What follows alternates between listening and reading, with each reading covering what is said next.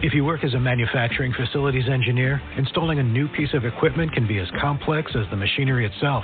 From prep work to alignment and testing, it's your team's job to put it all together. That's why it's good to have Grainger on your side. With industrial-grade products and next-day delivery, Grainger helps ensure you have everything you need close at hand through every step of the installation. Call 1-800-GRAINGER, click Grainger.com, or just stop by. Grainger, for the ones who get it done. If you love to travel, Capital One has a rewards credit card that's perfect for you. With the Capital One Venture X card, you earn unlimited double miles on everything you buy. Plus, you get premium benefits at a collection of luxury hotels when you book on Capital One Travel. And with Venture X, you get access to over 1,000 airport lounges worldwide. Open up a world of travel possibilities with the Capital One Venture X card. What's in your wallet? Terms apply. Lounge access is subject to change. See CapitalOne.com for details. Blog Talk Radio.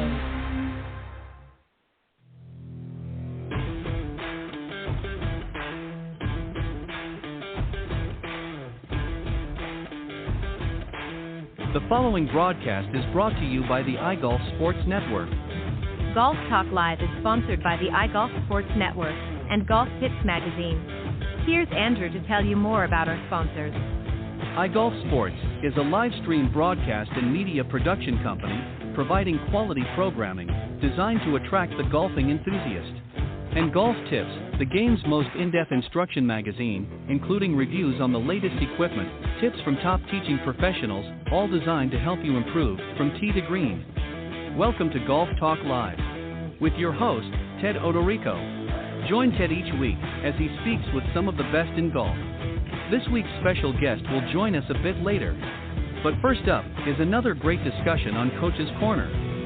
So let's introduce tonight's Coach's Corner panel. All right, good evening, everybody, and once again, welcome to Golf Talk Live. And, of course, we are live every Thursday evening from 6 to 8 p.m. Central here on the blogtalkradio.com network. And obviously, if you're listening to the broadcast, you're joining us live. But for those of you that are a little curious on where to go, there's a lot of great places, and you'll hear those at the end of the show. Some of the other great areas that you can tune in to listen to the show. But generally, if you go to blogtalkradio.com/Golf Talk Live, during the live broadcast, of course, it will be front and center. But for some reason, if you can't join us live, not to worry. You can just go to that link, blogtalkradio.com/Golf Talk Live, and just scroll down to the on-demand section, and you'll see all of the previously aired shows, including tonight's will be up there after the end of the broadcast. You can listen to the recorded version in its entirety there, and any other episodes that maybe you've missed. So don't forget to check that out. I'm going to be joining here in just a moment with two great gentlemen who've been on the show many, many times over the last several years, both as guests but also as regular panelists, if you will, on the Coach's Corner. And a little bit later on, I'm going to be joined by my very special guest. I'm very excited to have him on, BJ Staten. He has been a member of the PGA and the Korn Ferry tours as a professional. Played on both, and as well as some of the other mini tours as well. And we're going to talk to him about his time getting into golf, a little bit about his experiences on the tour, and what he's doing now, and a few other things. We'll see what we can throw in there, maybe everything including the kitchen sink, if you will. But all right, let me introduce tonight's Coach's Corner panel, and we'll get into this evening's discussion. All right, first up is a good friend, Pete Buchanan. He is the founder and director of instruction and owner of Plain Simple Golf, LLC. Which, of course, houses the Plain Simple Golf Circuit and the Simple Swing Repeater Training Brace. He's been helping golfers focus on building a repeatable swing, and he's been teaching golf for over 30 years. So a lot of experience there. Also joining on the panel tonight is another good friend, is Tim Kramer. He is a visionary peak performance mind coach, president and founder of Peak Performance Mind Coaching, a program utilizing innovative and pioneering mind coaching techniques. And he's also a contributing editor with Golf Tips Magazine. So, gentlemen, welcome to Coach's Corner. Thank you. Thank you, Ted. It's good to be here. All right. Well, I appreciate it. Thank you as always. And just a special note, particularly to you, Pete. Thanks for swapping with Clint for this week. I know that you had some other things going on your regular scheduled time, and I appreciate you guys swapping out. So thanks for jumping in tonight. All right. So guys, as I was mentioning to you before we ended up going live, we're going to talk about really some of the things that we can do as an industry, both within the industry and even outside the industry, that we can do to really get after a demographic, if you will, of new golfers. And, of course, I'm talking about the millennials and, of course, the Generation Z, if you will, to get them more interested in golf. And let me just preface this a little bit, and this is what I was sort of starting to say before we ended up going live. When I grew up, and I'm sure you guys are probably in a similar situation, my father introduced me to the game, and my mother did play a little bit as well. She didn't play regularly, but she played a fair bit of golf. So I had, sort of an introduction through family to the game. But a lot of folks out there don't. There's a lot of parents, especially some of the younger parents out there, that maybe didn't have that exposure to golf. And so as their kids are now getting a little bit older, they're not apt to introduce them. So it sort of leaves a conundrum, if you will, for the industry, is to how do we really target that market, that sort of open market, and get them interested in playing the game, and what is it going to take to do that? What is it going to take to get them interested? Because times have obviously changed, and they have their own interest, and they have a lot different approach to life in general. So there's a lot of different things to unpack here, and we're going to talk about some of them tonight on the panel here. So I'm going to start off, and Pete, if you don't mind, I'm going to start with you, and I'm going to specifically frame this from a professional standpoint, from a golf professional, whatever capacity you want to take this from. What can we do to encourage, and maybe you can give some examples of things that you've done to really go after that market, that sort of millennial, Gen Z, if you will, or that younger market, and get them interested in golf?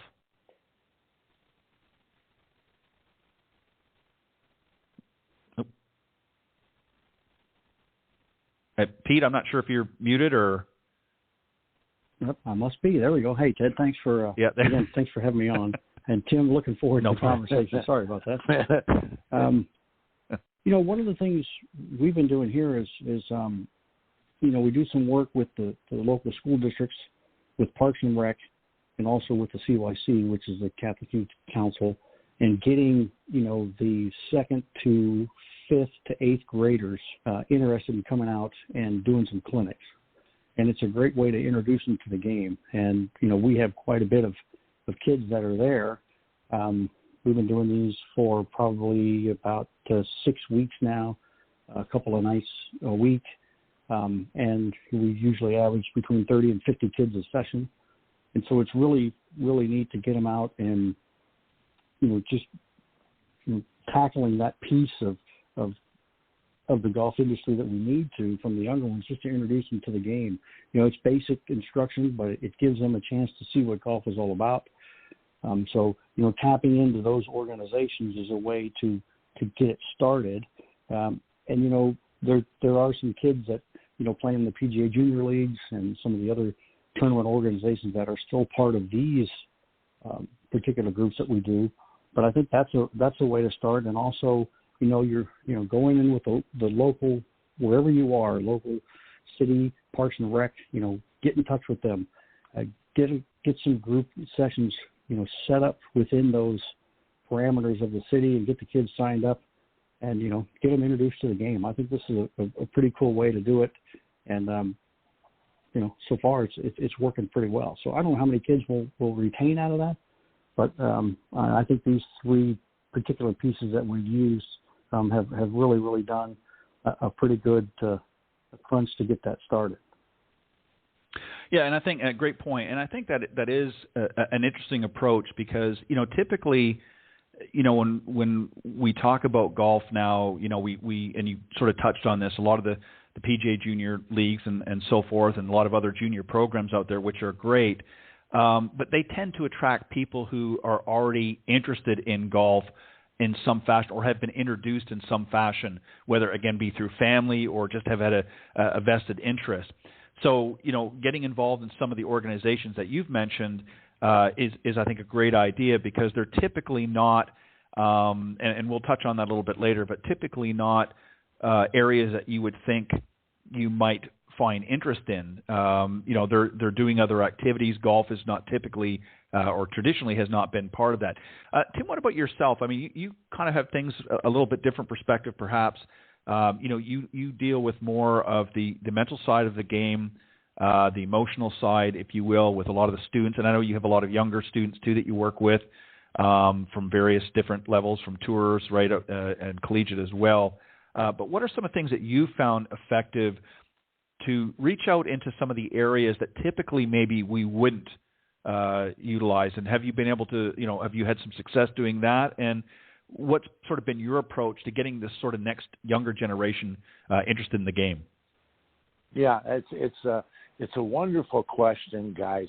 And what I think is that what we have to figure out ways to do is creatively make the game more fun.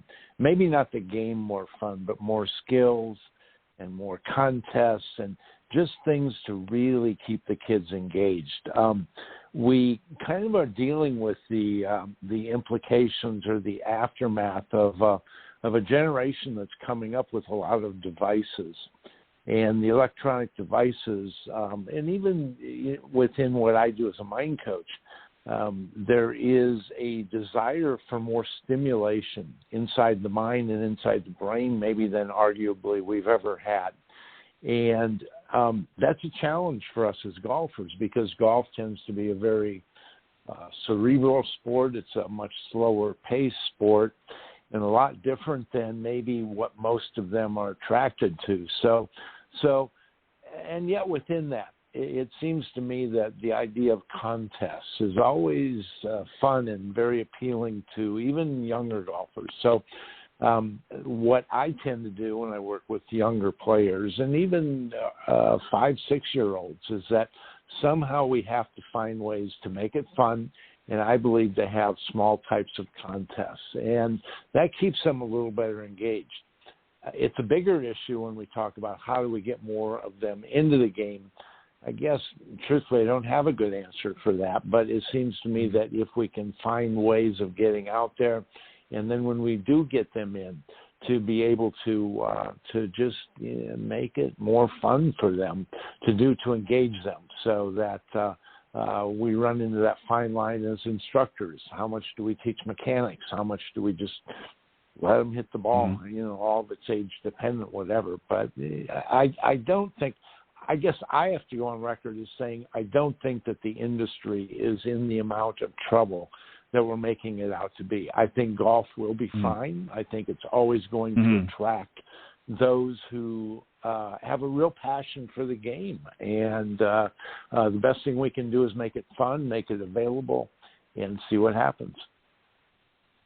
Yeah, I agree. I mean, I think there's always, going to be new people. I mean, we see this in particularly in the women's market. We're seeing a lot of young girls getting into. I know, I've had the pleasure, as I've mentioned a number of times on the show, to interview many of the winners from the Symetra Tour, and these young girls are coming in their late teens, early 20s, and they've been introduced to golf at a much earlier age. But they have specific interests. They've again been sort of fostered in that early development, as I had, with a parent or a guardian of some sort has introduced them to the game.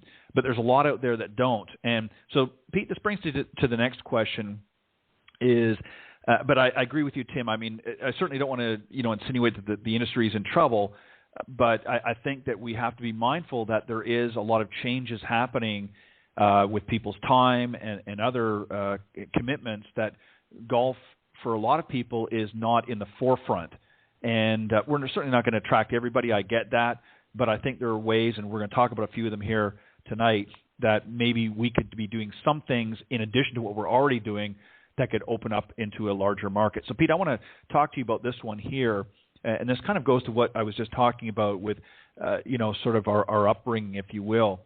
And I'm wondering if there needs to be more of a grassroots effort, if you will. And what I mean by that is to encourage parents to take a more active role in getting the family involved. As an example, as I said, my father was very passionate about golf, so it was an easy, switch for me. He just took me out to the range, and we started, doing things. And over time, I just the bug had bit me, and that's all it took.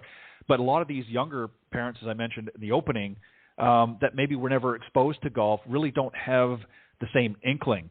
So is there something that we can do, again, as professionals or as an industry, to get more families involved and make it more of a family thing as opposed to an individual? Yeah, that's another great avenue. You know, when we were younger, I think the dynamics even of how everybody just works for a living was different. Today you've got, you know, both parents working a lot. You know, there's not as much time anymore. So it's a different dynamic that we're dealing with. But I think from an outset, you know, you can look at different, you know, clubs or, you know, municipal places to create, you know, a family day. So one of the days of the week is where, you know, it's encouraging to get the families out there to play together. You know, maybe set up the course a little bit differently, as Tim was talking about, to have some different contests and different things to make it a little bit more fun, a little bit more enjoyable for all of them. But I think, you know, it's really a tough one. I mean, I think you can also piggyback off of, you know, like what we're doing here with working with these different school districts. I know for a fact that with one of the groups I'm working with, they brought the kids out to learn, and now I've got the parents taking lessons. So, you know, you can actually work in reverse too, that you can present it that way. You've got the kids going, now let's get mom and dad and let's get the whole family out. So you can either take it in both directions. But yeah, I think it's something that needs to be done. You know, I don't particularly know, you know, how to get it totally done, but I think if you can have some courses to set up, you know, some more family times, you know, you know, in my day, I think it was, you know, the juniors playing the golf course where, you know, you get one day and, you know, if you're not playing with your parents, that's it. You know, there was sort of, you know, not so much of a negative, but it was tougher to play a lot. But I think, you know, today, I think to encourage that, I think, you know, these municipalities and, you know, all these different, you know, options of cities and things and classes that you can put together, you can work it out between golf courses and, you know, parks and rec and things like that to develop some things that, you know, we can really move to make it more family friendly. It doesn't have to be every day, but, you know, it'd be nice if it was, but you can specifically earmark an afternoon, an evening, a day that you're encouraging families to come out, you know, maybe involve some you know, a dinner or a barbecue with it, you know, just to have some different things that can encourage them to come out and play. Yeah, I think that's again a great idea. And Tim, I'm going to ask you a little bit of a different question here. You know, we mentioned a few moments ago about a lot of different junior golf programs, which typically tend to be a little bit more competitive. And again, for those that are maybe newer to the game that really don't have that same burning desire, it's not really maybe something that they're going to gravitate to, because it's, again, I mean, we know this to be factual, that it's very highly competitive. We know because there are parents out there that are spending literally tens of thousands of dollars putting their kids through a variety of different high-level golf schools because they want to get scholarships. Absolutely. Sure. Right. Sure. But so I'm wondering about something along the lines, and there's two schools of thought here. One is about the school systems in general. Should golf be more incorporated into the mainstream system, like so many other sports have been? And when it comes to, so there's two parts to this question. You know, do we need to be more creative and find ways of, you know, getting into the mainstream school systems more, as opposed to just high school and collegiate level, and getting into a younger, again, more of a grassroots movement? And I think one of the ways of doing that too, and again, to make it sort of competitive and fun, is to have something similar. And I'm using the hockey analogy here, but we had something called a house league. And, you know, usually house leagues were designed for, you know, the kids that weren't maybe as good at hockey at that particular time, and maybe we're never going to make it to the NHL, but it still gave them an avenue to get in there and play a little bit of competitive. So maybe sort of like a similar house league junior program would be one. But the other thing too is, I think that I'm going to save this part for a little bit after. So let's tackle that there. Let's talk about the school systems, and then let's talk about maybe offering a different platform in addition to what's already out there, I'm not trying to take away anything, but something a little bit more, again, grassroots in the junior program system for sort of the everyday golfer that maybe doesn't really want to play super competitive golf, but just wants to have some competition or some, fun along the way. What are your thoughts there? Yeah, I think that I think that is the approach that it needs to go. And it's funny, you guys sounds like you were exposed to the sport by your fathers and whatever. When I grew up, I didn't have that kind of exposure, but I remember that in high school they took us to the driving range as part of a gym class, and we went to the driving range, and of course they had the clubs there and the balls there, and that's when I just fell in love with the sport. I think I want to say the first time I hit a ball was just I could not get enough of it, and it would seem to me that would be a great approach. I do think that it's challenging these days, though, on a lot of levels. When I was in school, we just took a van over to the driving range. That was part of gym class, and when you look at the logistics of that, that's increasingly challenging. But yes, I do think that it is something that I think the earlier we can get to the kids, the more interest we might generate. Now, I'm going to go a little different approach though, and I think it would be nice if we could find ways of taking a program into the schools, so that we could set up nets or we could set up whatever and bring it there. I also think, I'm a firm believer, I see how the kids react. Now, it's challenging to do. It's expensive to do. The kids love video. They love watching themselves. They love seeing their swings. I'm not sure everybody can afford TrackMan, but nonetheless, it's kind of a cool tool. I think somehow we have to figure, rather than curse the technology, we have to find a way to embrace the technology.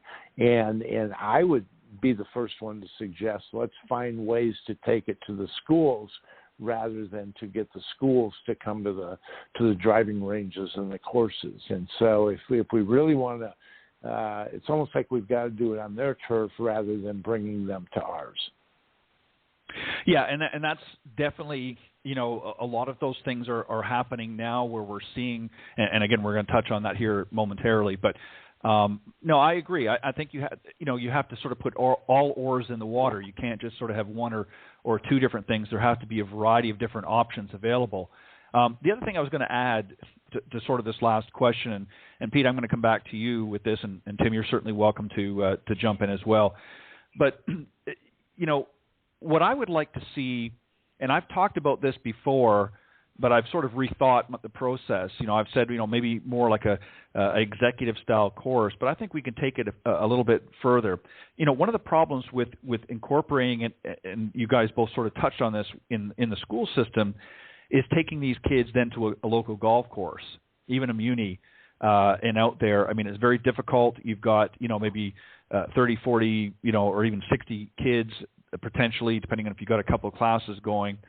And that can be very disruptive to a golf course. They don't have the room on the range, in addition to members and stuff. I think what I would like to see, Pete, is maybe instead of developing just solely more golf courses, what about golf centers, where it's more of a practice facility? So, which takes up a lot less land. Obviously it's going to be a few acres, but have almost like a glorified range where you could use that as a way of teaching, particularly the short game. And you don't even have to have maybe three actual holes, but in addition, but maybe you would have a sort of glorified range or a golf center where there'd be various different stations that you could bring these kids to and introduce them to the game, putting stations, chipping, pitching station, that sort of thing. What about something like that? Because that would be much more inexpensive to put together than just building more golf courses, and takes up a lot less room. That's a great idea. As you guys are talking and doing this, my mind is running around here. I mean, there's enough dollars in the game of golf with the large club companies, all the technology, all the simulators for someone to be able to put something together that could be either mobile to take to schools, or it could be just like you're talking about. Maybe instead of building a facility that is an actual range outside, how about we build a center that has, 20 sims in it, and they can be introduced and play the game that way. That way, weather's never an issue. You can bring kids to that. You've got a better atmosphere. You've got a smaller place. There has to be a way to get this technology that's out there and these companies that are making all these products to get together and say, hey, if we're really going to get these people into the game, why don't we make something that we can is affordable? I mean, it even goes back to introducing kids to the game, the price of equipment. Somebody's got to come out with something that can put together a program or a product that would do just exactly what you're talking about. Take a smaller area of acreage. How about we start it off with, here's a practice center we're going to build, and, the longest shot you're going to hit is 100 yards. Let's teach them how to score. We've got a new practice scoring center. Instead of having to worry about hitting balls 300 yards, how about we teach them how to score first? So you have a small scoring center that you use. Because I know in our area, there are very few places that you can actually really legitimately practice the short game. Now, I know there's some country clubs and private clubs that have that, but from a public standpoint, there aren't that many around there. So the challenge is, and, I guess to me, I would challenge those that are out there with, in the industry. Let's come up with something. I'd love to have a portable simulator. I'd drive up to a school, you pop it open, you got 3 bays, and say, come on, kids, let's go.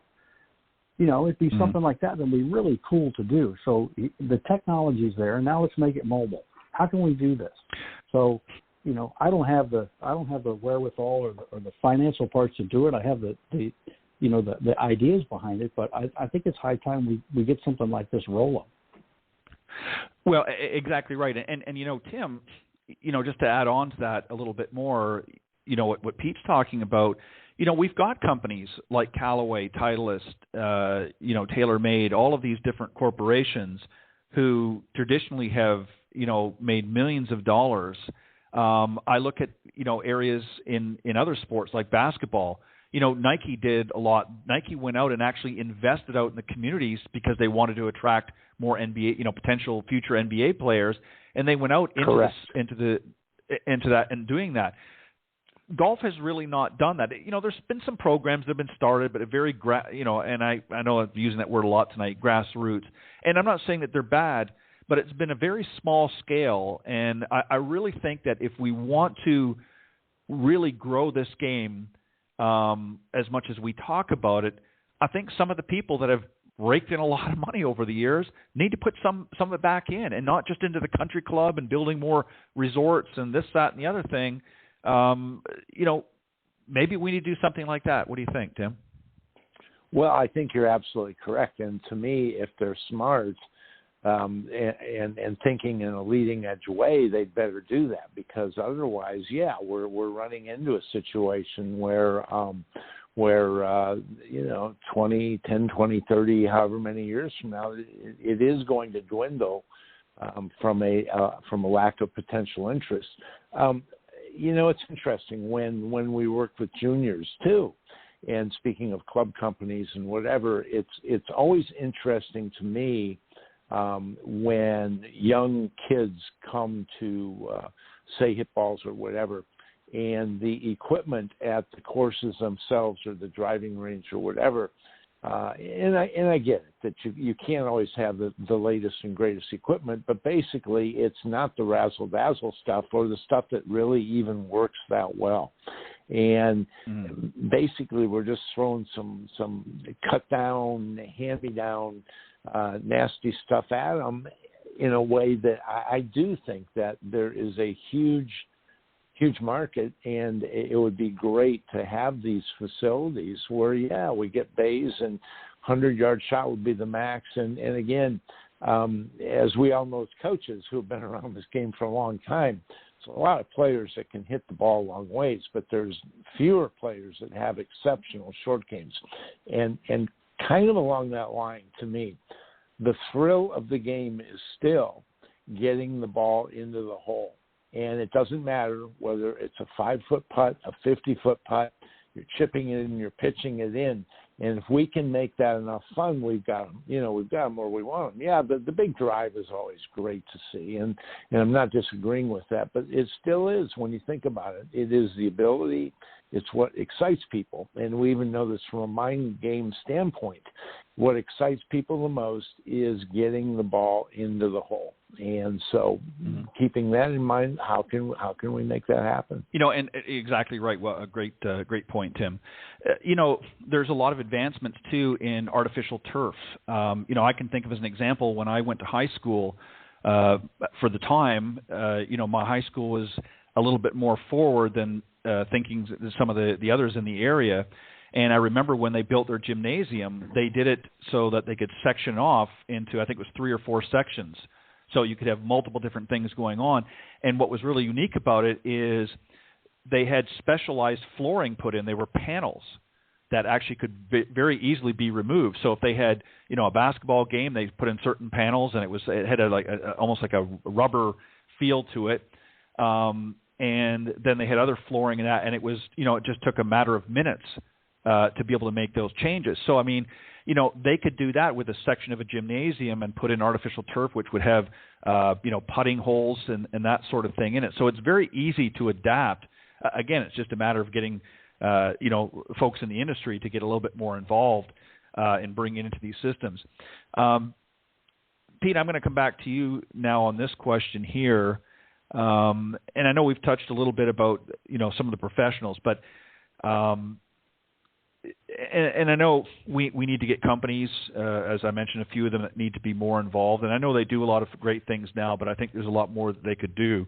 But what role should the USGA, PGA of America, and even LPGA play? I know they have a lot of different programs out there to develop golf and golfers and that, but they need to play a role as well. Are there some things that you can think of that these organizations could do more in reaching out into communities? Maybe getting out there, having discussions with school boards, having discussions with, Parks and Rec, that sort of thing, getting out there into the community with the local governments and saying, look, we want to be more integrated and more involved in our communities here other than just at the golf course. And here are some suggestions that we've got. How can we work together? What are your thoughts there? Well, it's an excellent question. To me, shouldn't they be the ones that started it? I mean, they should be thinking this way from the beginning. I mean, and let's be realistic for just a second. I mean, the PGA of America, come on. They should be the leaders in getting all of this out into every community that they're at. They should be going to their PGA professionals, training them, helping them, assisting them, how to go talk to the local, Chamber of Commerce, how to talk to the local school districts. They should be the leaders in this, but they're simply not. I mean, and that to me is just mind-boggling. The USGA especially. I mean, you run great championships, but what are you doing to build the game? I mean, this is really what we're after. And I mean, I'm not trying to sound like a negative Nelly here, but I mean, come on. I mean, these are the top people in the game of golf, and they're not doing any of this. To me, it's almost like, okay, you want to be a PGA member, great. Now, okay, you got your membership, thanks for your dues, and now you're on your own. Come on. I mean, there should be way more programs that are available for these guys to be able to be assisted. And I would think, again, to me, it should be from the top down. I mean, they're building this giant facility in Frisco, Texas, and are they going to involve all the communities around and really beef up the game? Or is it going to be so that they can move the Byron Nelson over there? I mean, which way are we actually going to really go? So it's a real cool question. But I mean, the organizations are phenomenal, but they need to step up now and really, really take the bull by the horns and be the leaders in what we're trying to do here. Yeah, and Tim, I agree a lot with what Pete is just saying. And don't get me wrong, we're not trying to suggest that there's the organizations are bad, and I'm certainly not trying to shed a negative light on any of them. But I think, much like I've said in the past about the Golf Channel, we all loved watching the Golf Channel when it first came on, but as it morphed into later times, it became more about the professional tours and the high level, the top 1% of players, and really kind of got away from the average golfer. in my opinion. A lot of it, very little instruction anymore. We've seen that even with a lot of the mainstream magazines as well. I mean, obviously, I've recently taken over in the last year Golf Tips magazine, and I'm trying to, move that in a direction where we're going to help more of the everyday golfers. But, some of the others out there have done different things, and certainly I'm not trying to knock them, but I think that the industry could do more. And Tim, just to go back to what we were talking about a few minutes ago about, creating an environment that would be easily accessible, I can think of, and I don't know if you've been down here lately or before, but to the PGA show in Orlando. I mean, every year they have probably a half a dozen or more hitting bays that they set up very, very quickly. They're able to do it at a PGA merchandising show. Why can't they do something like that in a school system? It's indoor. They could use a gymnasium, as we've talked about. What are your thoughts with some of these organizations? How can we, maybe can they better utilize some of their resources to communicate with their local communities and get the ball rolling? What are your thoughts? It's my firm belief that if we're going to grow it, we have to find a new way to do it. We can't it's the classic definition of insanity where we keep doing the same thing the same way, hoping for different results. Not going to work that way. I think that we have to take the game out, and we have to take it to the schools, and we have to take it to the kids, and we have to figure out a way. To me, yes, and do organizations like the PGA, the USGA, the LPGA, do they need to step it up and probably put more resources into developing it? I think absolutely they do. But again, you can throw all the money you want into it, and you can have all these beautiful facilities, but I still maintain that we have to figure out ways to go to the potential golfer. We're really dealing, I guess I get back to again, with so much of what I do with the mind game, and even dealing with parents. I deal with a lot of parents, and the big frustration of the parents are the video games, the time spent online, that sort of thing. I don't have an easy answer around that, but what I'm saying is that we're dealing with a different mindset than we've ever dealt with before. And we have to figure out a way, I guess, to work around that. But I still think that we take modules to school, we take nets to school, but we also figure out ways to make it affordable. But I just still think that, like it or not, video is the way that it's going. Numbers, research, data, the kids love that stuff. You can tell how far you hit a ball, right? Just by looking at the numbers that we have so much stuff like that now. Well, we do that kind of stuff. And I think that we can do that to pique the interest, and then the kids who are genuinely interested will find their way to the golf courses and to, continue the sport. But start them early. I mean, absolutely. Keep it fun. Start them early and get to them.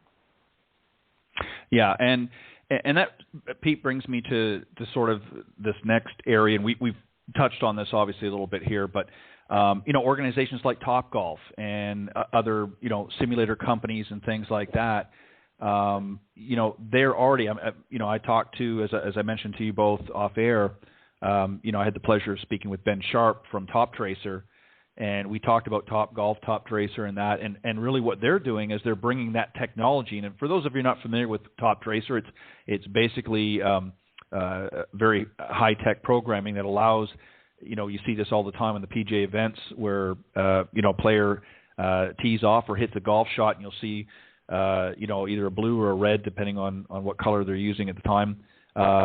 You'll see the ball flight. It'll actually trace out the ball flight. And a lot of people really enjoy that. And, of course, you get the stats and that at the time.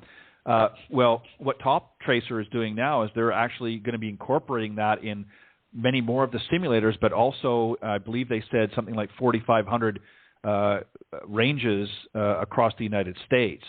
So they're bringing that technology into the forefront to do just exactly what you're talking about, Tim. So, so Pete, this is something I think that, to Tim's point, is really vital because, again, the generations coming up now look at things differently than we do, and that technology piques their interest. And maybe that's the way that we need to sort of light that spark. What do you think? Oh, I totally agree. I mean, I said from the beginning when, people talk about technology, I said every kid has a phone in their pocket. So we need to take advantage of that and utilize that technology. I mean, they all have them. So, I mean, no, there's no I agree. reason to fight I'm laughing because I agree. Yeah, absolutely. Yeah. So we need to make sure that definitely is something that we tackle. I mean, you got to give credit to Topgolf for places like Top Tracer. I mean, they're starting to figure out how to make the game, a little bit different when they go to a range to practice. I mean, those types of facilities are going to be great to have. I'd love to see, even more of that. I'd love to see something that's, like I said, even more portable, but, even to the extent of where, how fun would it be, at one of these facilities, you've got some kids hitting balls and all of a sudden on the screen pops Phil Mickelson and you get to talk with Phil and hit some balls and he can see what you're doing. You can see what he's doing. I mean, how much fun would that be on an interactive scale? Those are the types of things that I think we have to start doing. I mean, I can do some of that on a little bit of a scale, but I mean, the technology is there to do this. And I think that would be something that would be really, really cool to do. But you guys are on the right track. I mean, and Tim, I agree with you. I think we got to figure out how to bring it to them. And so then they can come to those facilities. But there's definitely a way to get it done, and we have to capture that technology because as I said, they've all got the phones, but every single solitary one of them has it. So you may as well try to take as much advantage of that technology to get into their ears as we can. And there's even some great platforms that I use for communication, which is great. I mean, I can text these players all the time. We can interact, and so it's definitely a huge advantage for us to be able to tack into, what these kids are interested in. And Tim, yeah, I agree with you. I mean, they love the data. I mean, it's great stuff. These kids, they want to see it. They want to see the tracer. Hey, where'd my ball go? And and it's great to see that. So we've got to continue to tap into what they're interested in. Well, the nice thing is we don't. I'm sorry. Go ahead. No, go ahead, Tim. Please go ahead. Oh, I was going to say the nice thing is we don't need these mega facilities. We don't need 300-yard driving ranges. We need right. hitting bays, and at least to get them introduced. And again, I love the driving range, and I wouldn't want to stand. I personally wouldn't want to stand on a monitor for very long. But to introduce them to the sport, to me, it just shouldn't be that difficult. We take it to them. We set up bays. We let them hit. We show them data. We show them picture of this is what the club face is doing, and then we help them to understand this is what we want it to do. And kids learn so quickly. That's the beautiful part of it. So I think the technology is there. We just have to figure out more creative ways of bringing it to them. Yeah, I couldn't agree more. And Tim, I'm going to come back to you on this one here. You kind of alluded to it a little bit earlier on in the program, but this sort of all, again, plays into what we're talking about now. And some say that the rules of golf maybe need to be more relaxed for recreational golfers to make it more fun.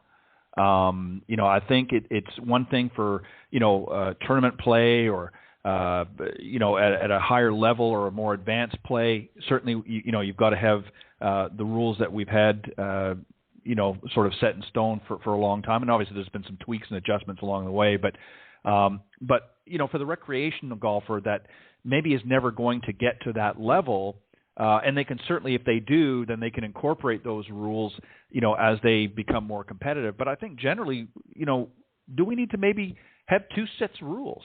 One for more, again, along the lines of tournament play, but for recreational golfers, do we maybe need to get rid of some of these rules that are a little bit archaic and kind of make it not so fun for the everyday person that just wants to go out and slap the ball around a little bit? What do you think? Well, I think it's a great idea. Just on the surface, I think it's a great idea. And yet, to me, to learn a set of rules would be important at some level. I mean, if you want to have a more Sure. casual set of rules, that's okay. Certainly dropping and penalties. There's a senior tour in Florida. My good friend Jerry Tucker runs, and they modified a rule to where all penalty shots, an out of bounds is played as a lateral hazard. So it's a one-shot penalty. So there's no going to keep pace of play and whatever. And the guys, and there's a lot of really talented players on this tour, guys who have played on the tour, but they love the rule. They're not having to go back to the tee. It saves them time, still a penalty shot, whatever. So they've modified the rules for that tour. I do think that we could do things like that, and yet there's still, golf is still complicated enough that there still needs to be a set of rules that people can adhere to, because again, there's generally some betting that goes on, whatever. So there's still a set of rules that needs to be adhered to. But could they be a little more lax? Probably they could. Yeah, but what we would make them, I guess, haven't really given a lot of thought to. Yeah, and I agree with that. You have to have, obviously the rules of golf have to be in play, Pete. But I think that we can, relax some of them a little bit. And I think as long as it's established up front before a round or before you engage in some sort of an event, that it's clearly established. Are we playing the traditional rules of golf, or are we playing the relaxed rules? I think and that goes to what Tim was talking about, betting and things like that. I think if you have, I think if you establish up front what the rules are going to be and what direction you're going to go in, then I think that doesn't become an issue. But, if obviously, you get midstream and somebody decides to say, well, no, I'm actually playing this rule over here, that's not going to fly. So I understand from Tim's argument. What do you think about that, relaxing the rules a little bit for recreational golfers? I'm not talking about professional or for, even collegiate and things like that. But I'm talking about just for recreational golfers, for people just wanting to get in there. What are some things maybe we could do in relaxing them a little bit that's going to make it more enjoyable, more fun, and not feeling like you've got to be the best player out there. They just want to have fun. What do you think? Well, I think it's a great idea. I mean, you can always have your basic etiquette, which I think is going to make it, sure, basic common sense courtesy for everybody to be out there. But, if it goes in the bunker and you're not good at it, take it out. If you need to tee every ball up, all my new players, you tee every ball up. Well, my husband's not going to like that. I said, you let me deal with your husband. You tee every ball up. I want you to have some fun out there. I'll deal with your husband. So you're actually playing better than he is right now anyway, so don't worry about it. But, there are definite things that you can do. And I like the idea of always moving forward, never go backwards. So if you hit it in something, drop it and play on. It's a penalty. As long as everybody's playing by the same set of rules, what difference does it make? That's really what it's all about. So I'm all for doing things that, make the game move forward. Automatic two putts. Try it a couple of times. If you don't make it, go. Move on. You don't have to keep putting until it gets in the hole. Just try it twice and go. I've always said too. I tell them, I said, when you get out there, you get one pitch, one chip, and two putts, and that's it. And if those haven't come in succession, so you get one pitch, one chip, two putts. There's four. So if you hit 4 pitches, pick it up. Okay, so that's enough. Go to the next hole. You get 4 tries from there. That's all we want to do. And that just keeps you moving, keeps you out there, and then begins to show them, hey, that pitch shot's pretty important because, I hit 4 of them. I didn't even get on the green. So then it gets the idea rolling that I should probably get a little bit better at these, and maybe practice a little bit. But I think anything that relaxes it and lets it move forward and lets it roll forward and takes the time frame down of how long it takes to play, I think is a huge bonus overall. Well, and you, yeah, exactly, and you hit it right on the head there, just with what you said a moment ago, and that is timing. This is one of the big criticisms that a lot of younger generation have, is they don't want to go out and spend 4 to 6 hours on a golf course. That's a big part of their day. They got other things to do. and they don't mind going out for a couple of hours, but 4 to 6 hours, which in some cases can be a typical round, depending on where you're playing and how busy it is, and especially nowadays with the courses being a little bit extra busy, but because of the pandemic, that's just timing is of an issue, and so this is why they're looking to other avenues. It's not that they're maybe not necessarily interested in golf, but they're looking for other opportunities to be able to play and be involved in it. And this is why, centers like Topgolf and some of these others that are out there that, run a similar type pattern became very successful to that younger generation, is because, and this goes to a key thing, even though we talk about it as, in our age group, if you will, golf is a certain element of social. They've taken it to a whole different level. Everything they do is about social.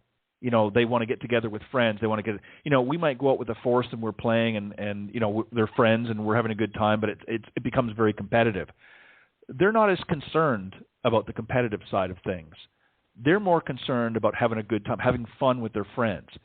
So if it becomes too regimented, I think, and this goes back to the rules, then it becomes not so much fun for them, and it's not a great social environment. So they're going to go do something where they can have more, more social interaction, may have fun. So again, maybe golf could take on, and I know there are some out there, more of a game atmosphere where there's games within the game.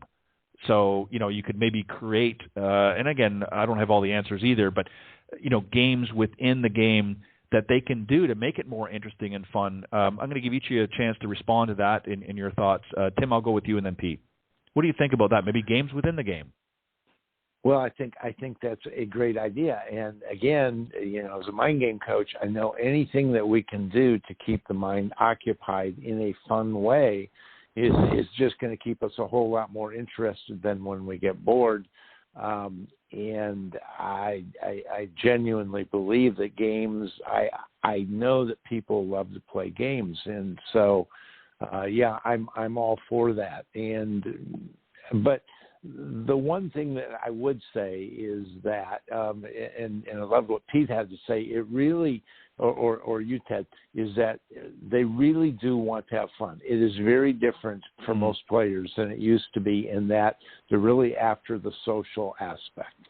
And to me, again, which kind of in a way too, would indicate that yes, a different set of rules would certainly help, because, well, as golf professionals, we all know that most amateurs don't intricately know the rules of the game anyway. I mean, not at least the tournament rules, and not having competed in a number of years myself, I'm not sure that I would have to have a refresher.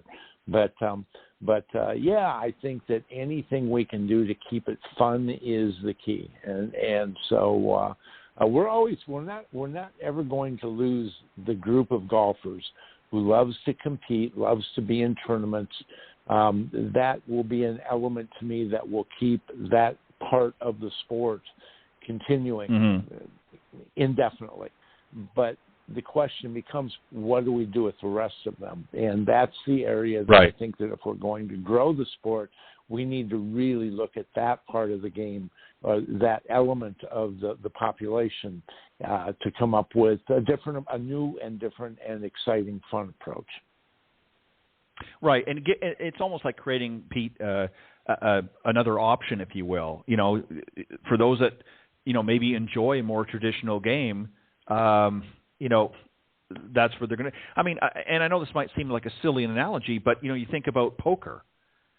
Think about how many different variations of poker there are. And there's a reason for that, because not everybody wants to play the standard game of poker. They want to have different variations of it because they enjoy it. There's different games that have been created over the years, and I think golf needs to start sort of stepping in that venue as well, because I think again, as we've all talked about here tonight, we're certainly not trying to do away with traditional golf, and we're certainly not trying to say that we have to change the entire industry to do something different.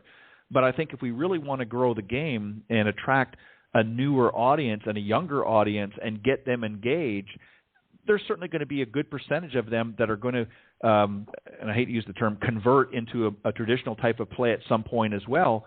But I think just getting them interested in the game, and at least maybe a better word is not interested in the game, but curious about the game. Your final thoughts, Pete? Oh, no question. I think giving them an alternative way to be on the golf course to play is a great thing to do. A good friend of mine that I grew up with that runs a golf course, you have your tournaments and you have your games. He has games every day. He's gone into town and found a whole bunch of sponsors from local businesses, and he's got all kinds of product and all kinds of things he does, and on a daily basis, there's all kinds of things going on at the golf course.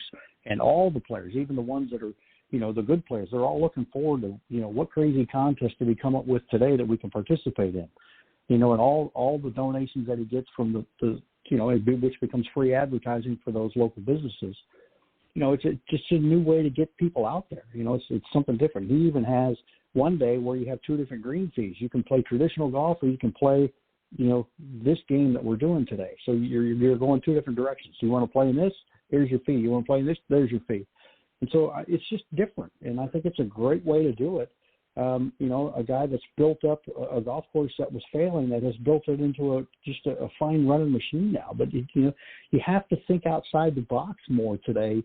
The traditional way, and I think I mentioned it just a little bit earlier. The traditional way of doing things is insanity. It's not working anymore. You got to think outside the box, and you really have to come up with a new way to not only just from the rounds of golf, but how to run the golf. I mean, it's all different now. So technology is a huge piece of it. You need to embrace it. You need to bring it into the fold and how we're going to make it work.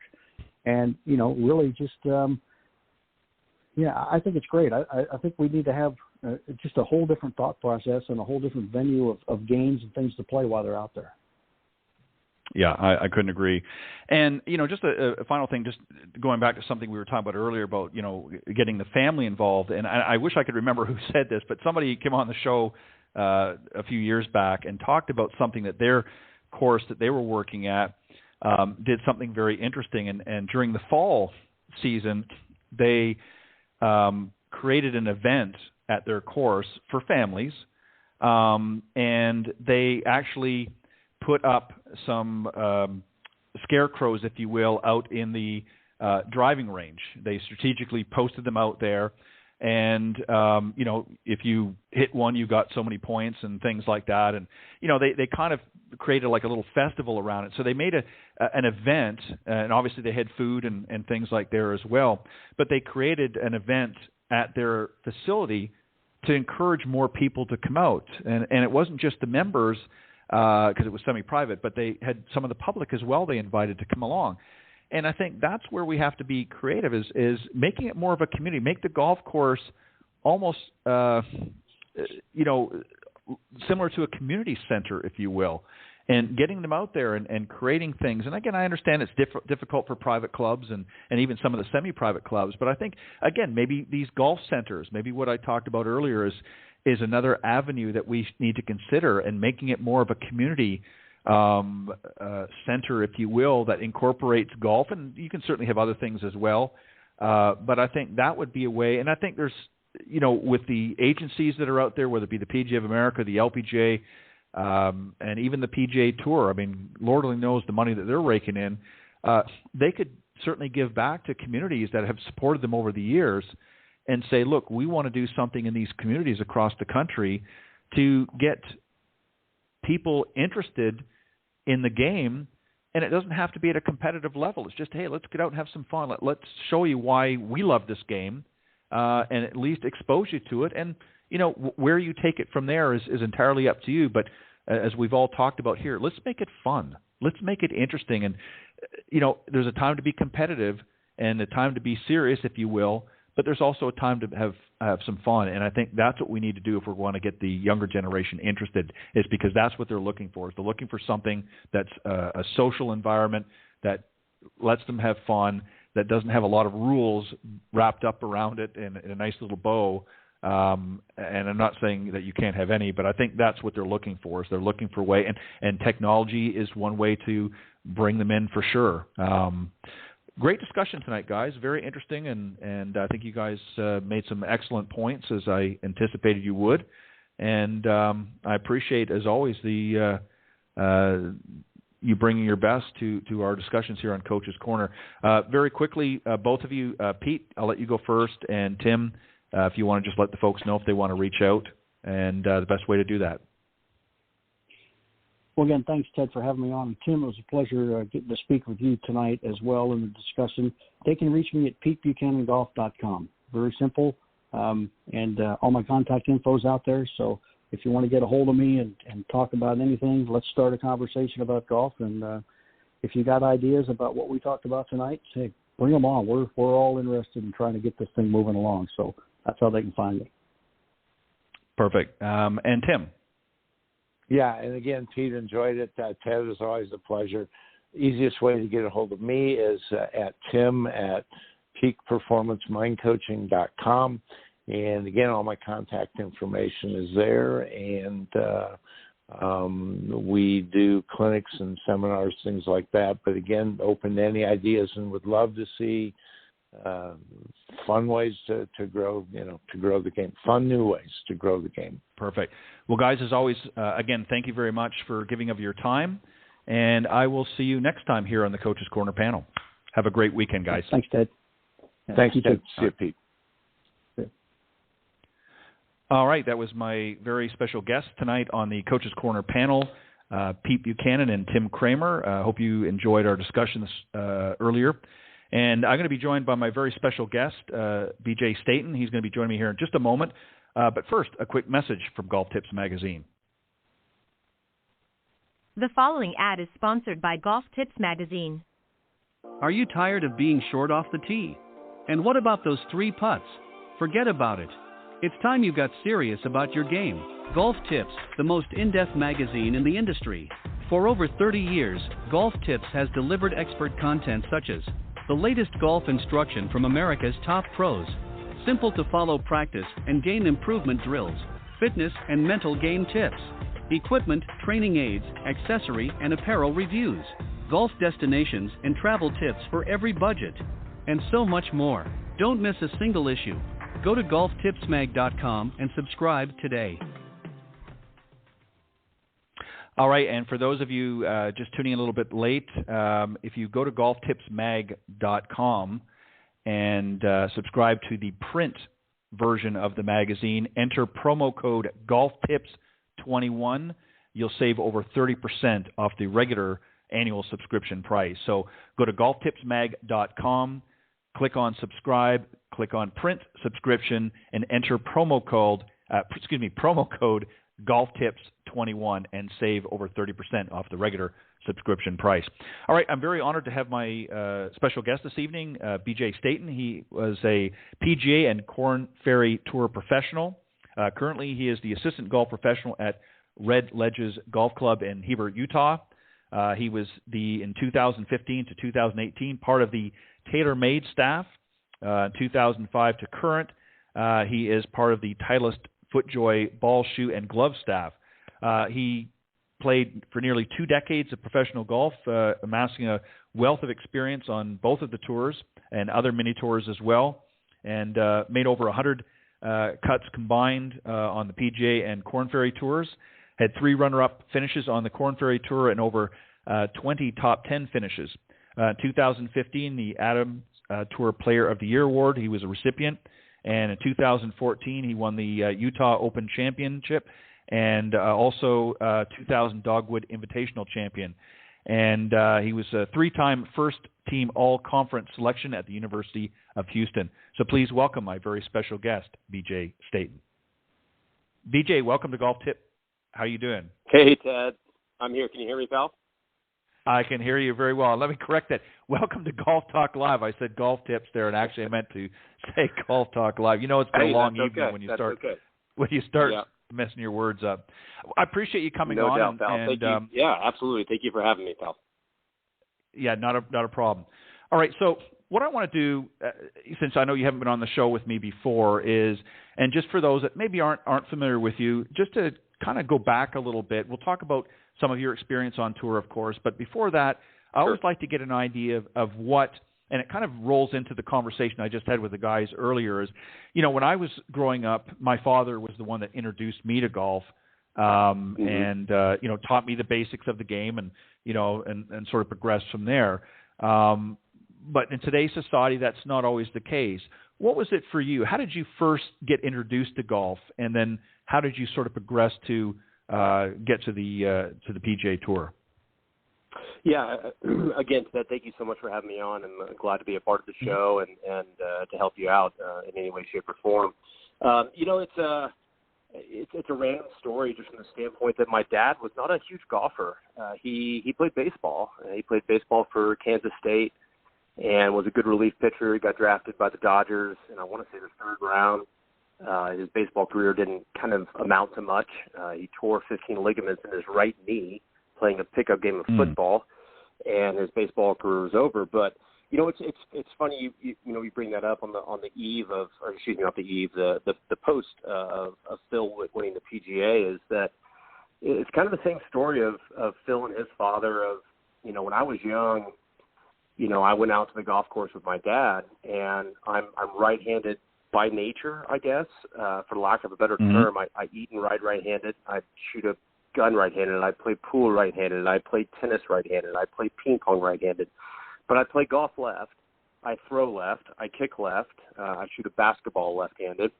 And along the lines of Phil, and again, I'm not comparing myself to Phil in any shape or form here, but it was the same kind of idea, Ted, of I wanted my father to see me hit golf balls. And so when he took me out when I was, probably 6 or 7 years old, and I got my first set of golf clubs, and my dad was right-handed, and I naturally took up left-handed, that I wanted him to watch me. I wanted that mirror image, if you will. Right. To where my dad could sit there and watch me make golf swings, that ball that way. And it's almost like, you know, like that father-son connection of, you get that father appreciation, right? And, you know, sure. I know I've heard that story from Phil and his father as well. And that's kind of how it evolved. And my dad wasn't a great player, Ted. He was, I think maybe he got down to maybe a 10 or a 12 or a 14 handicap, but we were members of a small club in Richardson, Texas called Canyon Creek Country Club. And it didn't take long for my parents to understand that I had a talent and an ability to play, and the hand-eye was there.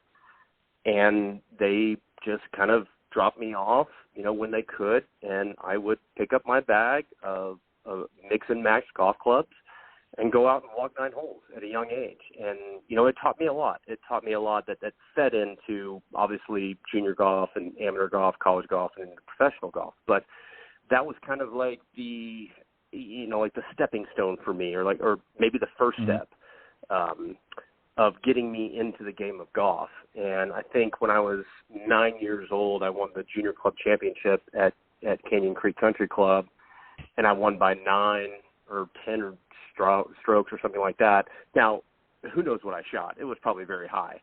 But at the time, maybe the talent level wasn't that great. But I won, and I got a taste of it. And, you know, as a young kid, you know, in any sport, you know, that's important.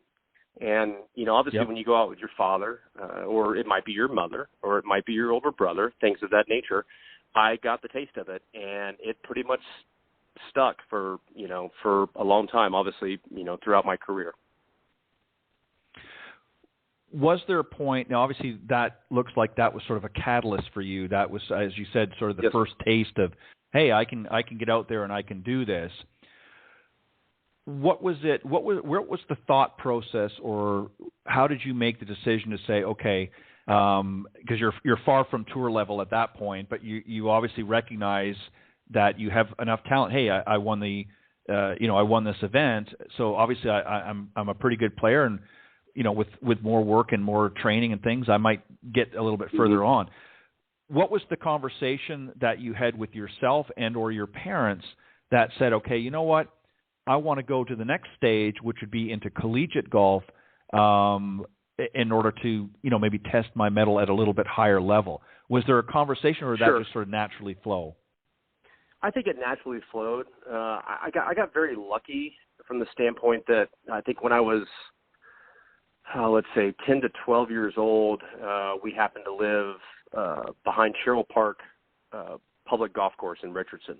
And we lived right on the golf course. And I was able, after every day at school, obviously get your homework done, things like that, grab a snack. But I was able to go out every day, and we backed up to a par 5. And I would play the rest of that par 5. The next hole was a par 3, and then the other hole was a par 4. And that green came right back to my house. So I literally, Ted, for I can't imagine, days and days and days would do that over and over and over to hit shot after shot after shot. Probably a lot of bad shots, at that time. But, that's the great thing about golf is I would hit that one awesome chip or that one awesome putt or that amazing drive that felt so good that it just kept me coming back. And that's the beauty of golf. And I think, on top of that, after that, Ted, I was blessed with an opportunity to be a member at Brookhaven Country Club for a few years, and same club that Jordan Spieth grew up at, same club that Brian Watts, Scotty Verplank, I'm missing somebody, Andrew McGee grew up at as well. But I was very blessed with some very close friends, Blake Pollard, Jay Pollard, Mark Pollard, Brandon Huffman, and I ended up playing high school golf with a lot of these guys and obviously AJJ and junior golf with them. But, just all of us pushing each other was a huge point in my life. If I look back on it, to look at, how I created, this career for myself, which, hey, it was great. I loved it. It's not, we're not talking about Phil or Tiger, obviously they're outliers. Sure. But, what I created was an awesome niche for myself with very close friends of mine that also loved the game of golf. And I learned from their experiences just as much as they learned from my experiences. And those experiences in a whole really developed myself into a better golfer. They just did. We pushed each other every day. And, we goofed around. What 13, 14-year-old doesn't, right? But we really loved the game. We really got into the game. We really enjoyed playing the game. And I think there's times now that are that's lost on, right? And I remember back in the day that we really enjoyed being out there, and it was fun and it was enjoyable. And, those moments in my life I look back on, and it's something that for me, Ted, as a, former professional golfer, that I can instill in my own children. I got an 8-year-old and a 6-year-old who, love the game of golf. And I remember those days. And so, I rely a lot on those memories that I had with the Pollard brothers and Brandon Huffman. And I can't say enough about it. It really gave me a landscape of what my life would look forward to as I got into, major junior golf and college golf and amateur and obviously professional. Was turning professional, was that early on your radar? Was there a point that you said, I definitely want to turn pro? Or again, was it more happenstance? Okay, go ahead. No, it was. Yeah, no, sorry, I didn't mean to interrupt you. And that's a great question. I think a lot of kids now, you and I know, but we both know the landscape of sports and these kids that choose one sport now as opposed to what it was when I grew up, obviously what it was when you grew up. And it was very evident, outside of maybe playing baseball at a high level, I filtered myself towards golf. And I had that group of guys that I had referenced before that really pushed me to that, and as well as I pushed them. And you just knew. I think you just knew. You just knew, like, I'm going to play college golf. I'm going to work my tail off. I'm going to do this. Now, at that point, Ted, once you got a scholarship to play Division I college golf and I had success, I didn't know. I mean, I probably did once I got to the University of Houston, and with Mike Dirks as my head coach and, his tutelage, Randy Smith as my teacher he was my teacher for over 26 years, his tutelage, things of that nature, you pretty much didn't have any other option. You just knew that you're like, okay, I got to try this. I at least got to give it a shot, right? So I mean, right. I definitely think I knew it at a young age, and that's a testament to, and not really myself, but again, the guys that I surrounded myself with. Obviously, my parents being able and capable of giving me that opportunity, that was a huge catalyst in me, playing professional golf or even just college golf and amateur golf, and obviously leading into professional golf. So, but, to answer your question in a roundabout kind of way, Ted, I think I did. I think I knew that I had an ability, that I had, a certain set of hands. As a left-hander, especially, it's funny. We talk about left-handed golfers. I mean, a lot of them have great pair of hands, and I was blessed with an awesome set of hands to create different shots and things of that nature. And coupled with all the people around me and the opportunities that my parents gave me, not to mention my work ethic, and I started at a young age with that work ethic. It really panned out, and here I am. Obviously had a wonderful career of almost 2 decades. And it sounds to me, as you're describing this, that really it was your choice. We often hear so much with nowadays in junior golf where somebody obviously shows a certain amount of talent, and the parents become and I hate to use this, but more overbearing, and it becomes about what the parents want and not so much the child. But it sounds to me, sure. Certainly I can assure there was, I'm sure, a lot of encouragement and support in that. But it sounds to me that this was really your decision to move forward in that, and not because of outside pressure. Would that be accurate? Yeah, I think so. I think any athlete at any level, whether it's and don't take this the wrong way, the audience, but a T-ball kid or whatever it might be, parents struggle. They just do. I mean, I struggle with my kids of saying the right things and acting the right way. And, I'll never forget that, my dad was one of those guys who, being a professional athlete and playing baseball and a gifted athlete, not so much golf, but, in the game of baseball, he was one of those guys that, there were numerous times, Ted, that I would be, whether I'd be playing a college golf tournament or an amateur golf tournament, or even young in my career playing a Hooters event or an Adams event, whatever, and he would come watch. And I did something stupid, which, typically happens, sure. When you're young. Yep. It happens multiple times, right? It happens at the professional level. It happens on the PGA Tour. It just does. And I would look over at my dad, and he would do this thing where he would take his finger and he would point at his head and jam it into his, his brain. And his point was, think about what you're doing. And at a young age, Ted, I lost it. I would have enough. I had enough of that. Please don't do that to me. I'm doing my best out here. And one, maybe that's on me, but I would take the high road and literally tell him to leave the golf course.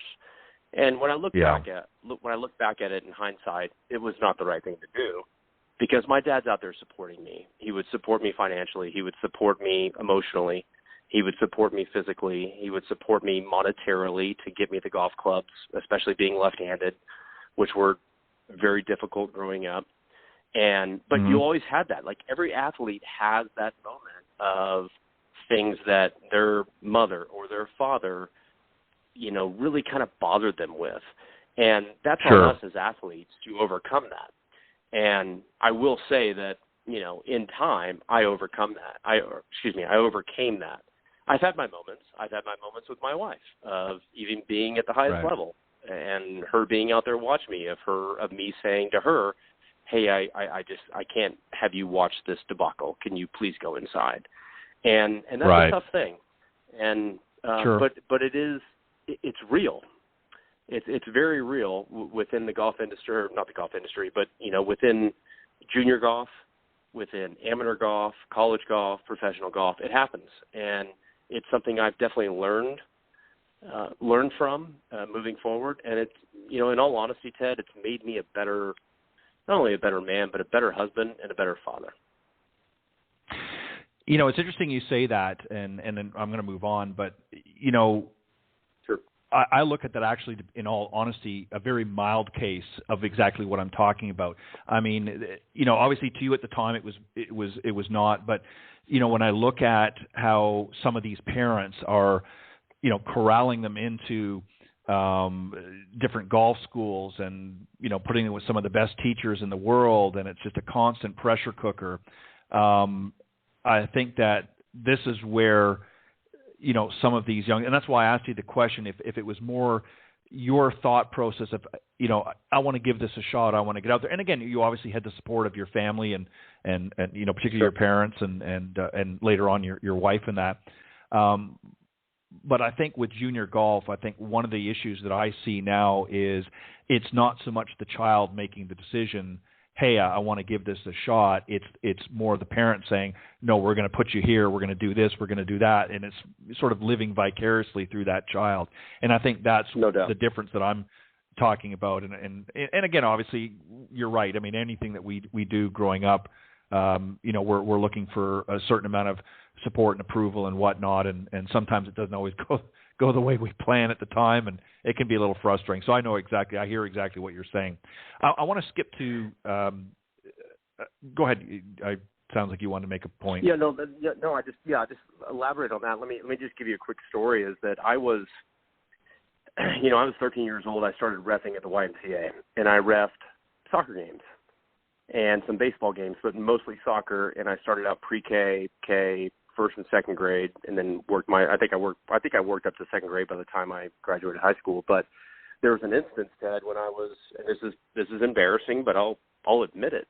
I think maybe my senior year in high school, I had a parent, obviously just flat out yelling at me on the sidelines, and I'm over there, throwing my whistle and blah blah blah, and the dad just said, he's not offside. I was like, yes, he is offside.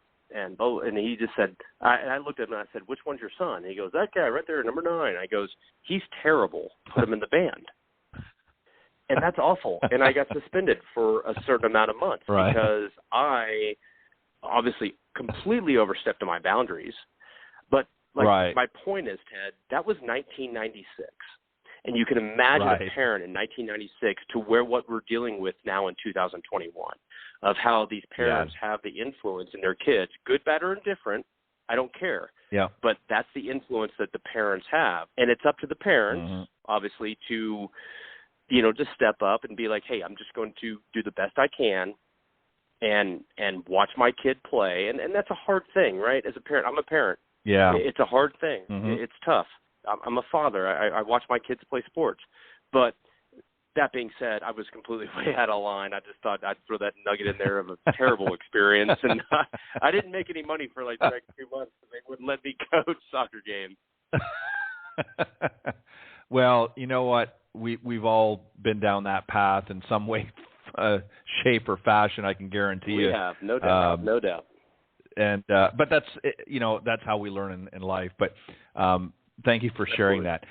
Talk a little bit about tour life, and I mean, you don't have to get into all the specifics, but I think a lot of people, look at it, they glorify it, and certainly there's a lot of good times and a lot of things, but it's not as easy.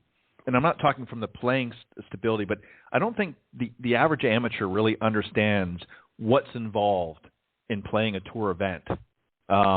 Not just the financial side of it, but so forth. Maybe you could just kind of gloss over a little bit of just what it's like out there on tour for some of these guys, and particularly when you played, what was it like? I mean, getting to the events and doing that kind of stuff.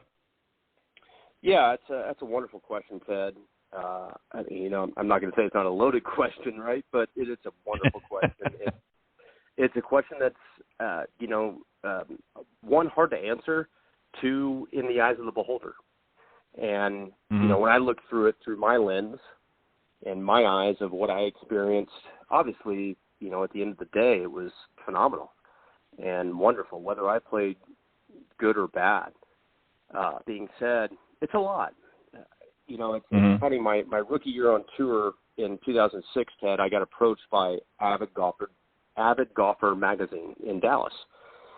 and I can't remember the name of the publisher or the producer of it, but he asked me to do a month by month, basically a biography, like a 3-page paragraph of what you experienced that month. And, I remember writing it. I remember writing, numerous things down, and I had help of people like Paul Sankowski and Chris Cox, Justin Leonard, Harrison Frazier, the Dallas guys that I knew and I grew up with at Royal Oaks Country Club. But, writing that was even difficult, of trying to put your experiences on paper. And I'll never forget, like, my first event, I didn't get in the Sony Open, and I didn't get in Palm Springs, and then I went to Torrey Pines, and I think it was the Buick Open or Buick Invitational at the time. And I got in on a Tuesday afternoon, and tee times had come out on Tuesday, mid-morning. And I was finishing up a practice round, and I was third alternate at the beginning of the day. And then I got in the tournament. Mark Hinsby had pulled out. And sorry, I hope I'm not getting long-winded here, but he was an A-Wave player. He had finished top 10 at every major the previous year, every single one of them. And so he was what we call an A-Wave player. And, typical rookies on tour, typical Monday qualifiers, they're what we call a D-Wave players. So they're going to be the last tee time. And, of course, tee times had already come out. So Mark had pulled out, and I believe it was me, Ernie Els, and Jeff Ogilvie. And we had the same tee time. If you don't mind me telling the story, it's a really cool story. It'll be really cool for the audience. So my first event ever on the PGA Tour was Torrey Pines. The first round of golf I'm ever going to play is on the North Course at Torrey. And I go look at the tee times, and, of course, I see my name there with Ernie and Jeff, and we're teeing off number 1 of the North Course. Well, guess who's teeing off number 10? Tiger, Sergio, and Stuart Appleby. So I am playing my first round of golf ever on the PGA Tour, opposite tees, obviously, but same golf course, same conditions, right, if you will, against the best player, arguably, of all time. You can put 1A or 1B with him and Jack, whoever wants to do that. Mm-hmm. And obviously Sergio and Stuart. And to make a long story short, I shot 70. I shot 2 under par, 70, and Tiger shot 71. So the first round of golf I ever played on the PGA Tour, same tee time, same golf course, I beat Tiger Woods. And that's something that I will go to my grave with, right? Like, I will tell my kids, AJ and Austin, I will tell their grandkids that I did this. And they might look at me and be like, well, AJ was much better. He won 3 majors, right? Because my young son, he's got a gift. But cool moment. And then I'll fast forward to the next day, and I shot 2 under, and I'm going to the South Course, and I'm feeling all great, Ted, and it's 75 degrees out in San Diego, and I'm feeling good about my game, and I think I was tied for like 25th going into the second day, and I get to 18, and Tiger's passing through. I'm passing over 17 to get to 18 tee, and he's passing through 8 to get to 9 tee, and it's a complete cluster. There's people everywhere, and I hit driver, I had to lay up, I had a perfect number, like 115 to a back right pin, and I cold shanked a gap wedge into the stands. And Andy Sanders, who now caddies for Lonto Griffin, who caddied for Jimmy Walker for 10 years, he won the 2016 PGA with Jimmy at Baltus for All, and Andy was my roommate and teammate at the University of Houston, and a fine player in his own right, played in 2 U.S. Opens. He was on my bag that week, and I cold shanked it, Ted, and this guy jumps up from like the 10th row and catches my ball, and the crowd just goes nuts. And I'm standing there, and I turn around, and Andy is looking at me, shaking his head like, oh my gosh, what have you just done? And Ernie's over there like, this kid's terrible. Why is he even out here? Kind of like that kind of look, right?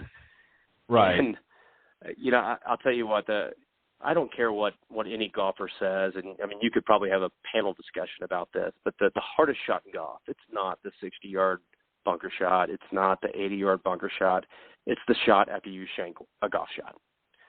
And unfortunately, that ball that guy caught is still in play. So he walks down the stairs, and everybody's cheering for him, and people are having libations and having a good time. It's 3:00 in the afternoon in San Diego at 75 degrees. And he had to hand me that golf ball, and I think I reluctantly signed him a glove, but I had to drop my ball over that front left pond on 18 at Torrey Pines. So we'll all get a taste of that in about 3 weeks here at the U.S. Open. But I can't tell you how. I mean, I literally don't know how I pulled the club back on that shot. And because, again, the ball was still in play, so I get a free drop, and I hit it to about 15 feet, and I made the putt for par. And the crowd went nuts. And it's probably one of the coolest moments. Like, whether I had a wonderful career on tour or not, like, that was one of the most amazing moments of playing professional golf, of, like, what you talked about earlier, of all the moments you spent with your dad or even your mom, for the listener, but or your friends at a certain club. It culminated in that, of just such a cool moment that I experienced. And it was a terrible moment. It was an embarrassing moment, but it was still fun nonetheless. Well, and you learn so much from moments like that. And that's one of the things, I've always said golf mimics life in so many ways. We always have ups and downs in our own life and that. And, what you learn off the golf course can actually translate to the golf course and how you handle things, whether you're, allowing, you could have turned that into a horrible, it was, certainly embarrassing. And at the time, I'm sure you felt horrible. But ultimately, it came out okay because you ended up parring the hole. But it could have been much worse. So it was a teachable moment, if you will, to coin a phrase. Sure. But it was a moment that actually has sort of a double role. You remember it in some ways as a challenging moment, but at the same time, it was also rewarding because it was a long-lasting memory of both positive and obviously some negative, but mainly positive. Yeah. It was a good experience, and it allowed you to move forward and continue on through your career and saying, you know what, I'm going to hit some crappy shots every once in a while, but I know that I can be okay as well. I can come out of this and I can recover, and that helps you moving forward, as you progress in your career. And, that's something that. Sorry, go ahead. Go ahead. No, go ahead. No, I totally agree. I totally agree with you that the humbleness of it is it's very lasting, if you will. But you have to let it be lasting. Like, you have to draw from it. I think failure is a huge part of golf. Like, you have to learn how to fail. You have to learn through that failure that creates that positivity within your mind, with your mindset, how you approach the game, things of that, how you approach your practice, things of that nature. And it was a very humbling experience. And on top of that, just take one guess who won the 2006 Buick Open. Tiger Woods, of course. So, well, at least you can say you beat him in the first round. Place very quickly. I did beat him. At least you can say I got that's right. That's right. You got him in the first round. Yep. All right, let's. I want to, so that we don't run out of time, very quickly. Phil's win. What are your thoughts there? 50 years old in a major championship, obviously a pressure cooker, to say the least. Some people might look and say, Phil hasn't done a whole heck of a lot here in the last few years, very little, for a few years, and comes back and takes the tournament. What are your thoughts? And a lefty to boot. Well, the people who say that, Ted, are extremely narrow-minded. How do you sit there and that's the crux of the general public sometimes, that doesn't focus on pure ability and pure just mastery of the game and what Phil has done in the game. Obviously being a lefty, I'm partial. And, I had lunch with Phil in my rookie year in 2006 in New Orleans. And I knew Tim very well. Tim played at Arizona State just like his older brother did. And Tim was a good player in his own right. And I saw Tim, here and there at college events at the University of Houston. I want to say Tim is 2 years older than me, but I remember sitting down and having lunch in New Orleans, and I was sitting by myself, and Phil sat down. And the conversation was remarkable. It was fantastic, and it was, stuff that I'll never forget, and stuff, that maybe I like to keep to myself, if you don't mind. Sure. But, yep.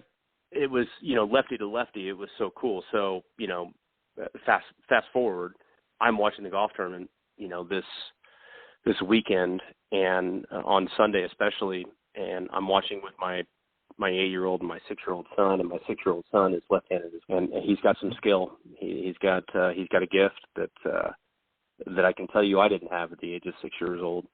And he is screaming at the TV, Phil, Phil, Phil, and he's watching it, and he's watching it transpire, and he's engaged.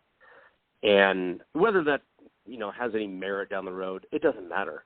It was such a cool moment, Sure. Father to son, and even my 8-year-old as well, but father to son of watching that. It brought me back to the moments that my dad watched me hit golf balls mirror image, because I wanted to be left-handed, because I wanted my dad to watch me hit balls, which is the exact same thing that Phil did with his father. So, the irony of that, of watching it with my son, was really, really cool. Outside of that, Ted, I think we're all on the same page here that, outside of the word of remarkable, pick your adjective. It was spectacular. It was remarkable. It was transcendent, and for me, at the age of 43 years old, it gives you hope, right? It gives you, I'm not going to say guidance, but it gives you that extra, like, man, you know what?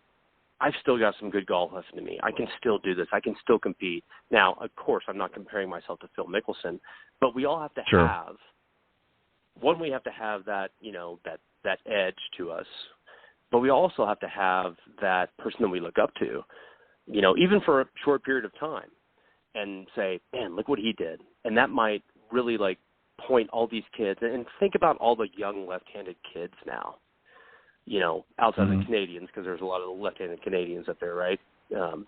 Weirdly would tell you that. But in the United States, all these young left-handed kids who are just like, wow, they look at that, and whether they're there in person, in Key Island or not, but watching, on CBS, it motivated them, and they're probably like, man, I can do this. I can, and that's the greatest thing about this game, is that motivation. I tell my kids, and you probably know this as well, but I always tell my kids that I will always know where I was 2019 Masters. I will always know where I was when Tiger won, and I will probably always know where I was watching what Phil did last Sunday with my children. And it's a lasting image, and I think it'll be a lasting impact for not only myself, but for my kids as well. Well said. I think really what it says for me, I'm a little older than Phil. I'm 57. I'm certainly have no, visions of grandeur that I'm going to be out there, beating Phil or Tiger or anybody else for that matter. But, what it says for me is when you look at somebody, obviously Phil has a tremendous amount of skill and at the highest level. But what it really speaks to me is when you look at some of these young players that have come up, Bryson and Brooks and some of these other guys, power hitters and just phenomenal players, that it's not all just about the skill of hitting the ball just perfectly. It's about mentally managing yourself around that golf course. I mean, you look at Nicklaus. Look at some of the shots Nicklaus hit. Certainly some great shots over the year, but he hit some pretty crappy ones along the way too. But he just had a sense of putting it together. And, so it just goes to show you don't have to be – and certainly, don't get me wrong, Phil is certainly still a very long player, but there's guys out there that are screaming the ball past him. So it's not always about distance. It's not always even about the most accurate at that particular time. I mean, we've seen Tiger, how many times has he come out after a tournament and said, you know what, I wasn't playing my A game and, I missed these putts. I didn't hit that shot very well. And he come out and he blew the field. But he just mentally, right, was able to do that. So I want to talk about a couple of. Go ahead. Sorry. Let me touch on that. Let me touch on that, Ted, because I 100% agree with you. And it's amazing that Jim and Nick brought it up on Sunday, listening to the telecast, and it's something that I've worked on for years. And my sports psychologist, Fran Pirazzolo, and you've had Fran on the show before in the Woodlands and dealt with numerous top players in the world, and at the baseball level, the football level, and the golf level, and his accolades are through the roof, and he's a very close friend, and I love Fran to death. But one of the main thing that Fran harped on me was, what's your breathing like? What's your walking like? And I've told this to some of the young kids at Red Ledges of like, hey, how do you perceive yourself in the round of golf? That you're going to be out there for 4.5, 5 hours, and we talk about, quote unquote, oh, it's a good walk, spoiled, right? I think the John Feinstein book. Right. And it was remarkable to hear, Nick Faldo and Ian Baker Finch and Trevor bring these things up of like, he completely slowed his roll. And I thought that was so important to his ultimate success that weekend. And it started on Saturday when I first kind of started watching. I didn't get a chance to watch a lot of Thursday and Friday, and unfortunately I got a lot of moving parts with baseball and boys and school and things like that, like a lot of guys do, or a lot of parents do. But once I tuned in on Saturday and watched the way he competed within himself, like you could see him compete within himself of like, I'm going to slow myself down. I'm going to chew my gum. I'm going to wear these cool aviator Tom Cruise Top Gun sunglasses, and I'm literally going to slow myself down to where I'm going to get to my ball when I'm going to get to my ball. And then you go through your process. Now, the USGA says, or the PGA of America, of like, oh, we got to speed up the game, blah, blah, blah. We're not talking about that. We're talking about one of, the icons of the game, obviously a Hall of Famer and a guy who's won now 45 PGA Tour events and 6 majors. Let him do what he's going to do, because this is really cool TV. And that's what stuck out to me is you watched him walk and you watched his breathing, and they brought it up. And Fran always told me about that years and years and years ago, and I did the best I possibly could. I obviously don't have the skill set that Phil Mickelson does. I don't. But I can tell you right now, Ted, there were numerous times where I got way ahead of myself. I got my breathing got too heavy. I was rushing. I was in a hurry to go nowhere, for lack of a better term. And the moment I started settling down and slowing myself down, obviously maybe the smaller, level, Korn Ferry Tour, Nationwide Tour, Web.com Tour, if you have, or what have you, but I started to see better results. And when I saw that and Phil do it at the highest level throughout the weekend, I thought it was remarkable. Not to mention that to hold a 36-hole lead, to hold a 54-hole lead, and then to finish at the age of 50 and finish it off with Brooks breathing down your neck, who is obviously a phenomenal golfer. We have the same agent, Blake Smith, Hamburg Sports Management, and Blake's one of my best friends. Obviously, I don't, play professional golf anymore, but Blake's been amazing for Brooks and was amazing for me. And, it's not that I was cheering for Phil over Brooks, but it was just so fun to watch. And it was so fun to watch how he calmed his mind down. And I think that's a big point that a lot of kids, who are trying to learn the game can really, listen to and take heed of, man, maybe this is something I could really focus on or I could work on, especially if you're talented. And I just thought it was spectacular. No, I couldn't agree more. Two final areas I want to touch on tonight while we still have a little bit of time here. One is is your short game style. This is an area that obviously I know is important to you, and this is something that you really emphasize on wanting to teach, but also this was something that you really wanted to focus on. What's your short game style? What does short game mean to you? Man, and that's a great question.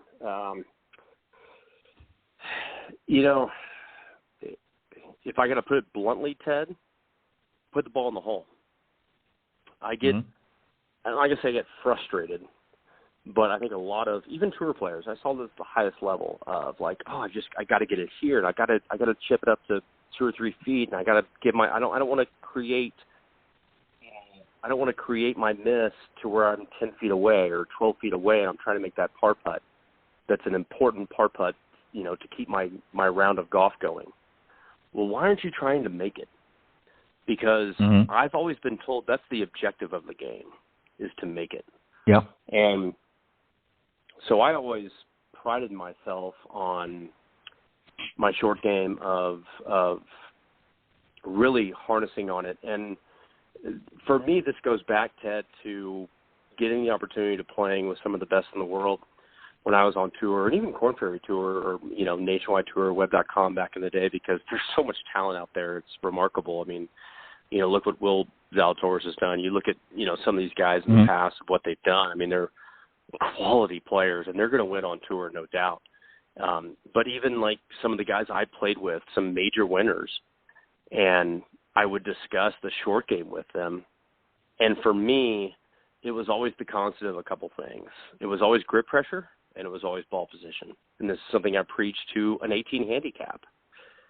If you don't have the right ball position, and if your grip pressure is not constant moving through that motion, you're not going to hit the shot you're trying to hit. Short game chipping comes down to one thing in my mind, and it's contact. What's your contact like? If your contact is not solid, you're doing something wrong.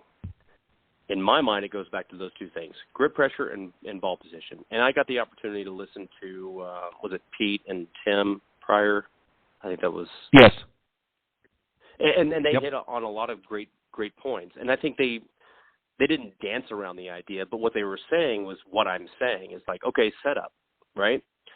Okay, great. You got to set up to the ball. And he's like, okay, you got to have an open stance. And I totally agree. If I gave you a ball, Ted, and you had a 15-yard pitch shot or 15-yard chip shot, you wouldn't throw that. If I said, put your club down, I'm going to give you the ball, I want you to throw it at the hole.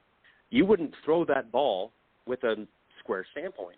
You wouldn't. You would look at the target, and you would toss it like you're tossing a cornhole back. If I gave you a penny, and I said, I want you to pitch this penny up against that wall is behind that hole, okay? I want you to pitch that penny behind the wall. You wouldn't do that from a square standpoint. You would do it from an open standpoint. And I totally agree with what one of them was saying. You have to be able to see, if you will, visually, what you're doing, how you're trying to hit this golf shot visually. You can't do that from a square standpoint. But you also can't create great contact if your ball position is not the right in the right area and your grip pressure does not stay constant. Yep. If I have, and I'm not going to disagree with I don't know if it was Peter or Tim, but if you're in Kentucky Bluegrass, if you're in Georgia on the West Coast, if you're in Bermuda in Texas, and that ball's sitting down, you better damn well have firm grip pressure, and that grip pressure better stay constant all the way through the hitting motion. If you're going to sit there and go light and then try and squeeze coming down, that golf ball's not going to go anywhere. So you have to have that grip pressure has to stay constant throughout the entire motion. And that's sense. Where a lot of that's perfect sense, and that's where a lot of amateurs go wrong. And again, it boils down to this, and this is really what differentiates, in my mind, from the better players and the higher handicap players, is besides the obvious that the better players are out there working on these different issues that we're talking about here a lot more frequently. So they're practicing better. And we're going to talk about that here in just a second. But is improper technique, is they don't know how to do it properly.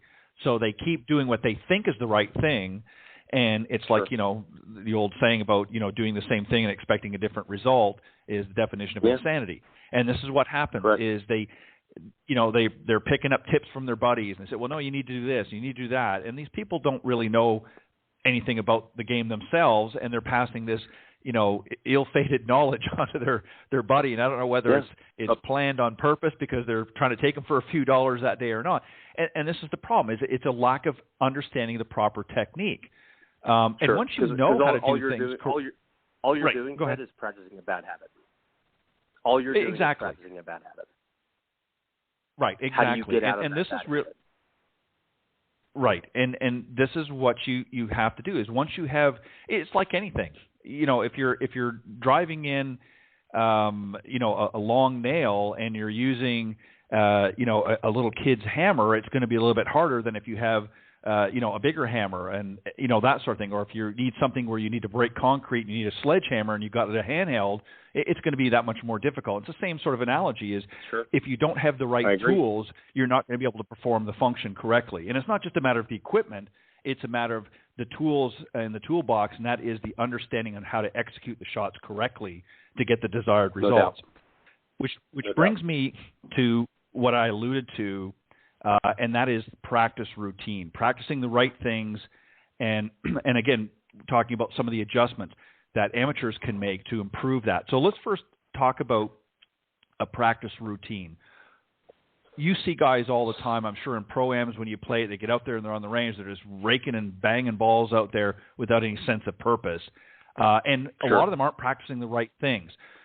Touch on that a little bit. What should they be practicing to get the best result? Obviously, first and foremost, let's go back to what we just said. They need to be practicing the right things, the right movements, the right motions, so on and so forth. But more importantly, or in addition, rather, is they need to be practicing the right things that are going to give them the desired result, and they need to put together an effective practice routine. This is something that you work on, I know, with students, and this is something you did for your own career. Give us an overview.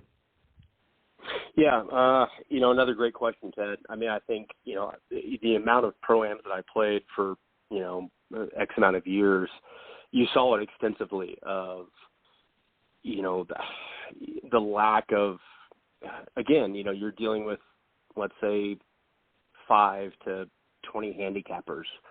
And, it goes back to a lot of these amateurs going to the driving range, and the first thing they grab is the driver. And hey, that's all well and good. Like, if that's what you want to do, great. I'm not going to stop you. It depends on, where they want to get better. But I will say this, and this is something that I wanted to touch on with you, Ted, is that of all the best players in the world that I got a chance to come around, or even Korn Ferry players and things like that, I got a very interesting comment or feeling from all of them. Justin Leonard told me this. He said, never stop working at what you're exceptional at.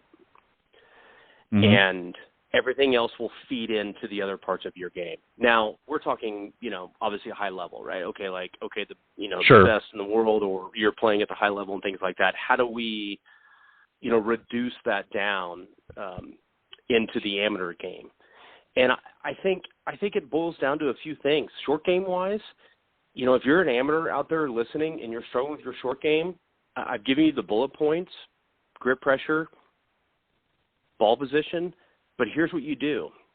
You go to your country club or your municipal golf course or your driving range, whatever, anything that's accessible to you, you grab 3 or 4 balls and you move around the green. You create different shots. You don't sit there and drop an entire bucket of balls and hit the same golf shot over and over and over. You're not, great. Right. Okay, maybe you're teaching yourself contact. Great. Okay. Take that contact and grab 4 balls and move around to hit different shots. One of the greatest things, myself and Braden Smith, who caddied for me for a long time on tour, when I was out in practice rounds, I would literally, hit a wedge or a 9-iron or 8-iron into a shot, and if it was 10 feet or I missed the green, it didn't matter. I would grab 3 or 4 balls, and I would move around that green and just hit different chips.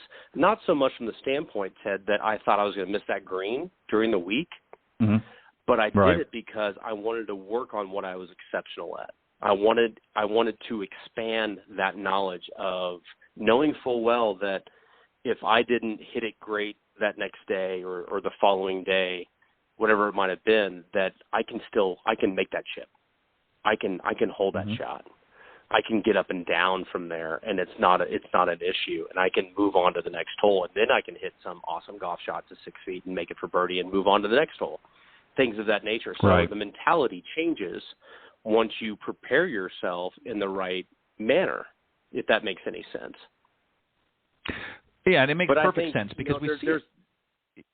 Go ahead. Yeah, I was just going to say we see very quickly. We see a lot of amateur golfers again out the range, and they're not practicing with any sense of purpose. They're not practicing real live, examples of what they're going to be facing out on the golf course. They're again hitting the same shot all the time, and so they've got to mix it up because you're not going to have a perfect lie. Very seldom you're going to have a perfect lie, in fact. But 9 times out of 10, you might be faced with a different situation than this perfectly flat even lie and teed up ball.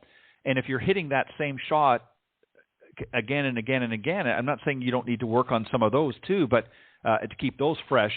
But if you're not creating different situations that you may be faced with out in the golf course and working on and practicing those, then when you get out there and you're faced with them, you're not going to know what to do, and you're not going to know how the ball is going to react, whether it be on the putting surface or whether it be a chip or a pitch or what have you. And this is where I think a lot of amateur golfers make the mistake. But sorry, I didn't mean to cut you off, but I just want to mention that because no, you're fine. Again, I think this is where a lot of go ahead. I totally agree with you, Ted. I call it situational golf. Like, you're going to have situations within the game of golf, within the 5 hours, 4.5 hours that you're out there, that you're not dealt with. Now, I'm not saying, let me go practice a 30, 40-yard bunker shot, because that happens once a month, even at the tour level, maybe twice a month. So, and those guys are obviously more skilled. But you have to prepare yourself in certain avenues to give yourself the best chance to succeed. And that starts with your work ethic, what you're trying to do, even at an amateur level. And again, keep working on what you're exceptional at. If you're an exceptional putter, keep putting those 5-footers. I'll tell a story that I want to say it was 2004, 2003. I Monday qualified. I didn't have my tour card yet. I was still out playing mini tour golf, but I Monday qualified for the event outside of Minnesota. It was Tom Lehman's design. It was a great golf course. And Andy Sanders was caddying for Jimmy Walker at the time. And, of course, Andy was my roommate and teammate, so he was like, congratulations on Monday qualifying. Let's go play a practice round. So Jimmy and I played, and we had finished, the practice round. We were on the putting green, and he was doing a putting drill. And I was like, oh, this looks cool. What is it? So he explained it to me, and, great for, J-Dub for explaining this to me, because I've done it. I did it the rest of my entire career. And it's a great thing for amateur golfers. I call it the 3-4-5. And you put 4 pegs, 3 feet away, one at one point, and like a circle, but 2 opposite, like a plus sign. Okay, so like the plus sign, the hole in the middle, the plus sign, there's a T on each side, and you go from 3 feet, and you have to make 3 from that one, and you move to the next one. You got to make 3 from that one, at 3 feet, and it goes to 4 feet, and it goes to 5 feet. If you miss a 3-footer, you go back to the previous one. So the idea is obviously, outside of your lower back starting to hurt, which it did numerous times, but you're seeing the golf ball go in. So you're seeing this repetitive motion of a golf ball go in the hole, whether it's 3 feet, 4 feet, or 5 feet, it doesn't matter. And the moment of excitement, when you finish those 3, 4, 5, and you get to 5 feet, and you make all 12 of those 5-footers after you've made your 3 and 4-footers, it is a huge sense of accomplishment. And I did it every Wednesday at every event. Braden and I did it every Wednesday. John Finn and I did it every Wednesday when I was on tour. Scott Brady and I did it every Wednesday. These are different caddies of mine, but Mark Crunden, he passed away, God bless his soul. But we did all of these every Wednesday, and so it put that taste in my mouth going into a Thursday that I knew how to make a 3-footer, a 4-footer, and a 5-footer, because I saw so many golf balls go in the hole, and that's a huge thing for amateurs to pick up on. Just do a simple thing like that, and it can really transform your putting game. Yeah, and then that's, so much of the short game evolves around on the putting surface, and again, so many don't practice with any sense of purpose. BJ, you and I have talked about, and we're almost out of time, so I'm gonna have to wrap it up. But I just want to mention this because I know we talked about it yesterday. Is obviously, as I've mentioned on air before to the folks, I'm developing a new network called the iGolf Sports Network. And one of the things that you and I talked about is bringing some of the very things that we're talking about here tonight about the short game and about practice and so forth. These are things that, areas that you really are strongly in support of and wanting to get out there to a lot of amateur golfers and helping them. And we're going to put together as one of the channels on the iGolf Sports Network is something that you're going to put together and bring in video format so that people can see some of the very things, not just about how to hit the shots, but just really about how to organize yourself in such a way that's going to give you the greater chance of success. And that's really what it's all about. It's almost like a payback from your time out on tour and all your experiences and what you've learned, and you're trying to share that with the average golfer out there to make it less stressful for them and make it more enjoyable for them in the long run, right? Yeah, and to your point, Ted, I mean, obviously I'm blessed with the opportunity. I think it's a wonderful platform for me. Myself and Paul Pugmire, who I do a podcast with, John Papore, Red Ledges. I'm excited to get some different, certain techniques or bullet points or simple things that, the 15 handicapper can pick up on. I'm excited to get these things out, and obviously I'm excited to be a part of iGolf Network at some point. And again, man, I'm very grateful and thankful for the opportunity to come on, and I look forward to coming on again. Well, for sure, we're going to do that, and I appreciate you coming on tonight and sharing your thoughts and your beginnings, if you will, on getting to where you are today. And I know that the audience is going to enjoy those that join live, and those that will listen on a little bit later on are going to enjoy some of the stories that you've shared. And we're going to get into more. I'll have you back again for sure, and we'll get into more about the short game and maybe give some specifics and more detail of what we're talking about here. But this is something we're going to bring to the iGolf Sports Network later this year when it fully develops. And I'm happy to have you part of it as well. And very quickly, I know that you're doing some work at Red Ledges Golf Club. If any folks that are in your area are going to be, that want to reach out to you and maybe get some help with their game, what's the best way they can connect with you? Yeah, redledges.com. John Papore is the director of golf. Derek Butts is the head professional. I work up there, periodically. My hands are kind of tied with my children right now, but that's okay. It's a wonderful spot. It's a wonderful club, and John's been amazing to me, but the entire staff, from JR to Tyler to Nate, all of them, Ryan, Aaron, Jen, they're all amazing people. And, Red Ledges is a wonderful place. If you're ever looking to come up to Park City or Heber City, it's a fantastic venue and a great golf club and wonderful people. And it's a Nicklaus design course, as I understand, too, right? It is. It's a Nicklaus signature, and Jim McLean, who's a former University of Houston Cougar like myself, has a school of golf up there, and Jim's awesome. He comes up, during the summer and does some clinics and things like that. And if you're listening, you want to come up, we'd love to have you. I will teach you not how to shank it on number 18 at Torrey Pines. I can literally try and help you with that golf shot, because that is not a shot we all want to hit. No, for sure. Well, BJ, thank you very much for joining me this evening on Golf Talk Live. It's been a pleasure and an honor to have you here. And I will definitely have you come back, and we'll continue the conversation. And obviously we'll be in touch with you here in the next little bit to further our discussion on iGolf as well. But thank you very much for joining me, and God bless and much continued success in your career. And I look forward to working with you more in the future. And, of course, having you back here on Golf Talk Live. You got it, Ted. Take care, buddy. God bless.